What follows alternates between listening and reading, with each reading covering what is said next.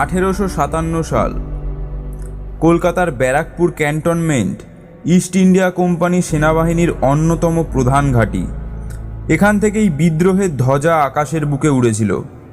মঙ্গল পাণ্ডে নামের এক সামান্য সিপাহী তার হাতের বন্দুক থেকে নিক্ষেপ করেছিলেন মহাবিদ্রোহের প্রথম গুলিটি। মঙ্গল পাণ্ডে ছিলেন উত্তরপ্রদেশের বালিয়া জেলার গোড়া এক ব্রাহ্মণ পরিবারের সন্তান। উত্তরপ্রদেশে 1827 সালের 19 জুলাই তিনি জন্মগ্রহণ করেন। তার পিতা দিবাকর পাণ্ডে ছিলেন একজন কৃষক। মঙ্গলের একটি বোন ছিল। 1830 সালে এক ভয়াবহ দুর্ভিক্ষে তার অকাল মৃত্যু ঘটে। বোনের এই অকাল মৃত্যু তার মনে এক গভীর রেখাপাত করে। দারিদ্রতার কষাঘাতে জর্জরিত পাণ্ডে পরিবার বাধ্য হয়ে কিশোর মঙ্গলকে ইংরেজদের সেনা ছাউনিতে পাঠিয়েছিলেন। ইস্ট ইন্ডিয়া কোম্পানির বেঙ্গল আর্মিতে যোগ দিলেন মঙ্গল। হলেন নেটিভ ইনফ্যান্ট্রি রেজিমেন্টের সিপাহী। পুজো আচ্চা আর ধ্যানে বেশ খানিকটা সময় ব্যয় করেন পাণ্ডেজি। ব্যারাকপুরের ছাউনিতে এমন একজনও সিপাহী নেই যে পাণ্ডেজিকে শ্রদ্ধা করে না, ভালোবাসে না। তা বাঁচবে নাই বা কেন? একে ব্রাহ্মণ মানুষ, নিত্য দুবেলা গঙ্গা স্নান করেন, ত্রিসন্ধ্যা গায়ত্রী মন্ত্র জপ করেন। পাণ্ডেজি সবার ভালোবাসার, সবার শ্রদ্ধার ও সম্মানের মানুষ। এবার বলি 1857 সালের 29 মার্চের সেই মূল ঘটনার কথা। দীর্ঘদিন ধরে নানা কারণে সিপাহীদের মনে ক্ষোভ জমতে থাকে। ব্রিটিশ উচ্চপদস্থ কর্মচারীরা প্রতি মুহূর্তে ভারতীয়দের ওপর অত্যাচার চালিয়ে যাচ্ছিল। ব্রিটিশদের ক্লাবের বাইরে সাইনবোর্ডে লেখা থাকত, কুকুর এবং ভারতীয়দের প্রবেশ নিষেধ। কালা আদমি বলে ভারতীয় কৃষকদের চাবুক দিয়ে মারা হতো। ব্রিটিশ নিয়ম অনুসারে কোনো অফিসার হেঁটে গেলে হাতের রাইফেল উঁচু করে ধরে সম্মান জানানোর নিয়ম ছিল সিপাহীদের। কোনো অফিসার হেঁটে গেলে সিপাহীরা রাইফেল উঁচু করে ধরত। তবে তা কেবল ব্রিটিশ অফিসার বা সিপাহীদের ক্ষেত্রে, ভারতীয়দের ক্ষেত্রে নয়। অর্থাৎ ভারতীয় কোনো অফিসার সামনে দিয়ে হেঁটে গেলে ব্রিটিশ সৈন্যরা কোনো ধরনের সম্মান প্রদর্শন করত না। উল্টো সাদা চামড়ার সিপাহীরা হেঁটে গেলে ভারতীয় সিপাহীদের তাকে সম্মানপূর্বক রাইফেল উঁচু করে ধরতে হতো। অর্থনৈতিক ক্ষেত্রে বৈষম্য ছিল আরও চরম অবস্থানে। তৎকালীন ভারতে মোট সৈন্য এবং অফিসারের সংখ্যা ছিল প্রায় 3 লাখ। এই 3 লাখের মধ্যে ব্রিটিশ সৈন্য ও অফিসার ছিল মোট 50,000-এর মতো।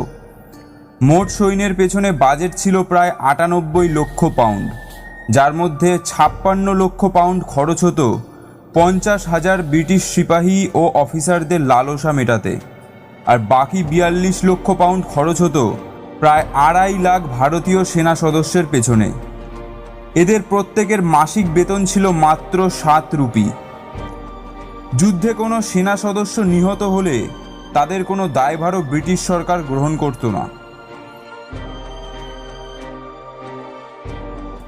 তৎকালীন ব্রিটিশ সেনাবাহিনীতে হিন্দু এবং মুসলিম উভয় সম্প্রদায়ের যুবকেরা একসাথে চাকরি করত এবং হিন্দু মুসলিমের মধ্যে সম্প্রীতি ছিল। হিন্দু ও মুসলিমের এই সম্প্রীতি ব্রিটিশদের ভয়ের অন্যতম কারণ ছিল এবং তারা এই সম্প্রীতি নষ্টের জন্য সব সময় লেগে থাকত। ভারতীয়দের সহ্য করতে হচ্ছিল অবর্ণনীয় অপমান, কিন্তু এই অত্যাচারের বিরুদ্ধে রুখে দাঁড়াবেন এমন মানুষ কোথায়? এই অবস্থায় এগিয়ে এলেন 26-এর যুবক মঙ্গল। তখনকার দিনে 53 এনফিল্ড রাইফেলের টোটার সামনের অংশ দাঁত দিয়ে ছিঁড়ে বন্দুকে বারুদ ভরতে হতো। পাণ্ডেজি খবর পেয়েছেন গরু আর শুয়োরের চর্বি মাখানো আছে ওই টোটায়। সেই টোটা দাঁত দিয়ে ছিঁড়তে বাধ্য হচ্ছেন জাতি ধর্ম নির্বিশেষে। জাতি ও ধর্ম খোয়াচ্ছেন হিন্দু ও মুসলিমরা। উভয় সম্প্রদায়ের মানুষ অপেক্ষা করে আছেন পাণ্ডেজির মতামতের জন্য, তাকিয়ে আছেন পাণ্ডেজির পরবর্তী কর্মপন্থার দিকে।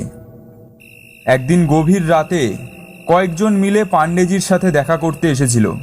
পাণ্ডেজি তখন সবে পুজো করে উঠেছেন। কপালে জল জল করছে রক্ত তিলকের ফোঁটা, গলায় ধপধপে সাদা মোটা পৈতে। ওদের দেখতে পেয়ে এগিয়ে গেলেন পাণ্ডেজি। জিজ্ঞেস করলেন, গরু আর শুয়োরের চর্বি দিয়ে তৈরি টোটা তাদের জাত মারছে, তাই না? নিশ্চয়ই। তাহলে আমাদের কি করা উচিত? সাহেবদের জানিয়ে দিতে হবে ওই টোটা আমরা কেউ ব্যবহার করব না। মঙ্গল পাণ্ডে একটু চিন্তা করে আবার বললেন, বিদ্রোহের সঠিক সময় এবং মুহূর্ত যে কোনো সময় এসে যাবে। তোমরা সকলে তৈরি থেকো। দেরি হচ্ছে বলে মুখ ভার করে যারা এসেছিল তারা খুশিতে ডগমগ করতে করতে চলে গেলেন। সকলেরই ধারণা এবার একটা কিছু ঘটতে চলেছে। 1857 সালের 29শে মার্চ, বসন্তকালের মনোরম সকাল। সার্জেন্ট মেজর হিউসন একটু আগেই ঘোড়া ছুটিয়ে সেখান দিয়ে গেছেন। তিনি একা নন, সঙ্গে আরও অনেক ইংরেজ সামরিক অফিসার ছিলেন। ব্যারাকে ব্যারাকে তৈরি হচ্ছে সিপাহীরা। হঠাৎ সামনের প্যারেডের মাঠে ছুটে এলেন ক্ষিপ্রপ্রাপ্ত এক সৈনিক। তার হাতে একটি বন্দুক। দৃপ্ত ভঙ্গিতে বন্দুক উঁচু করে ধরে তিনি চিৎকার করে উঠলেন, ভাই সব, আর চুপ করে বসে থেকো না। ভগবানের দোহাই তোমরা বেরিয়ে এসো। গুলি করে মেরে ফেলো ফিরিঙ্গি শয়তানদের। এসো, মারো মারো। যিনি এই আদেশ করেছেন তিনি আর কেউ নন, স্বয়ং মঙ্গল পাণ্ডে। সার্জেন্ট মেজর হিউসন সেখান দিয়েই ফিরছিলেন। তিনি এই দৃশ্য দেখে সামনের ব্যারাকের দেশি সিপাহীদের আদেশ দিলেন, গ্রেপ্তার করো ওকে, অ্যারেস্ট হিম। হিউসন অবাক হয়ে দেখলেন একজন সিপাহীও তার আদেশ পালন করতে এগিয়ে এলো না। তারা নির্বিকার, তারা হতবাক। কোনো উপায় না দেখে তিনি ঘোড়া ছুটিয়ে পাণ্ডেজির কাছে যাওয়ার চেষ্টা করলেন। তার আগেই পাণ্ডেজির হাতের বন্দুকটা গর্জে উঠল। হিউসনের বুকে এসে লাগলো সেই গুলিটি। সেখানেই ঘোড়া থেকে পড়ে গেলেন সার্জেন্ট মেজর হিউসন।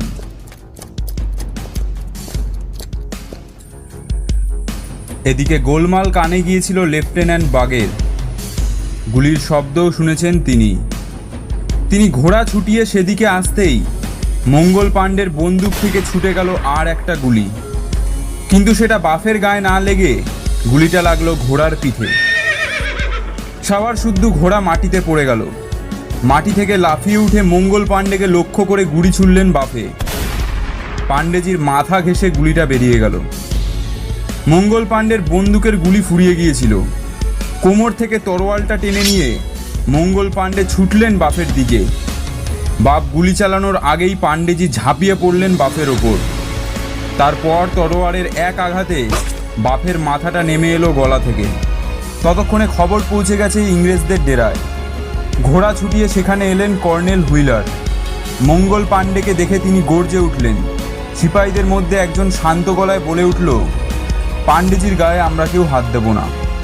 অভিজ্ঞ কর্নেল হুইলার বুঝতে পারলেন তিনি একা। তাকে সাহায্য করতে কোনো দেশি সিপাহীরা এগিয়ে আসবেন না।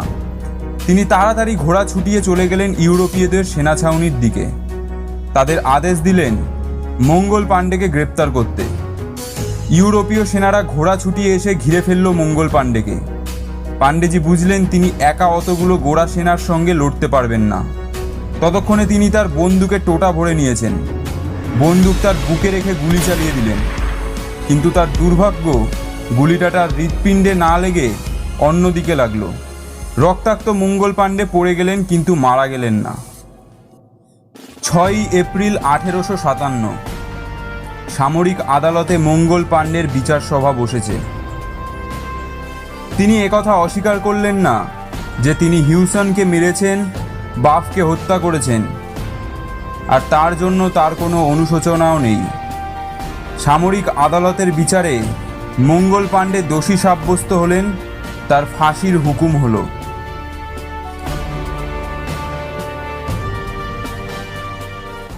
8 এপ্রিল 1857 সাল ভোর 5:30টায় ব্রিগেড প্যারেডে ফাঁসি দেওয়া হলো স্বাধীনতার সূর্য মঙ্গল পাণ্ডেকে।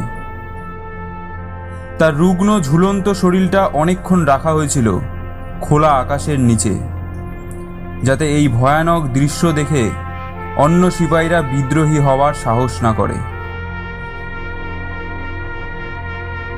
মঙ্গল পাণ্ডে যে বিদ্রোহের সূচনা করেছিলেন তা দ্রুতই ছড়িয়ে পড়ে ভারতের মিরাট, দিল্লি সহ বিভিন্ন অংশে। বিদ্রোহীরা ক্যান্টনমেন্ট থেকে অস্ত্রাগার লুট করে সেখানে আগুন ধরিয়ে দেওয়ার পাশাপাশি বিভিন্ন স্থানে ব্রিটিশ নাগরিকদের হত্যা করে। পরবর্তীতে তা দিল্লি পর্যন্ত ছড়িয়ে পড়ে এবং বেশ কিছুদিনের জন্য স্থায়ী হয়। তবে বিদ্রোহীরা ক্ষমতা ধরে রাখতে ব্যর্থ হয় এবং অল্প কিছুদিনের মধ্যেই ব্রিটিশ সরকার তার ক্ষমতা পুনরুদ্ধার করে।